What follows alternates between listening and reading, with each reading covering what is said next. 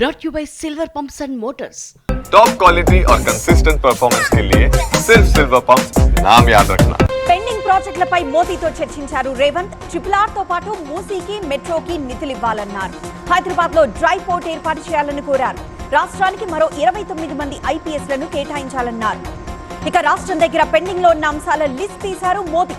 PM Awas Yojana పథకాన్ని అమలు చేయాలన్నారు. మావోయిస్టు ప్రాంతాల్లో రోడ్లకు అనుమతి ఇవ్వాలన్నారు. 3 ప్రాజెక్టుల అంచనాలను సవరించి పంపాలన్నారు. ఇక కేసీఆర్ కు కిషన్ రెడ్డి పార్ట్నర్ అన్నారు రేవంత్. కేసీఆర్ కోసమే కిషన్ రెడ్డి పనిచేస్తున్నారన్నారు. నాకు పేరొస్తుందని మెట్రో విస్తరణను అడ్డుకుంటున్నారన్నారు. అప్పుడు ఇప్పుడు విస్తరణ జరగద్దనే కోరుకుంటున్నారన్నారు.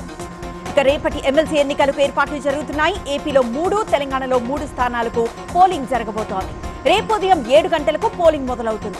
వచ్చే నెల 3న కౌంటింగ్ నిర్వహిస్తారు. ఇక ఏపీ, తెలంగాణలో శైవ క్షేత్రాలు కిటకిటలాడుతున్నాయి. శ్రీశైలంలో 1,50,000 మంది భక్తులు తరలివచ్చారు. కోటప్పకొండలో తిరునాళ్లు వైభవంగా జరుగుతున్నాయి. వేములవాడలో పలువురు నేతలు రాజన్నను దర్శించుకున్నారు.